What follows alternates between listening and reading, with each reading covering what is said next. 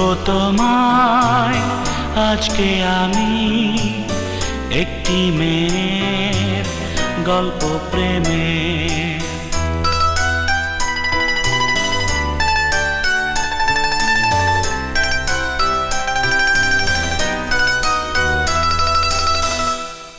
বলবো তোমায় আজকে আমি একটি মেয়ের গল্প প্রেমের। বলবো তোমায়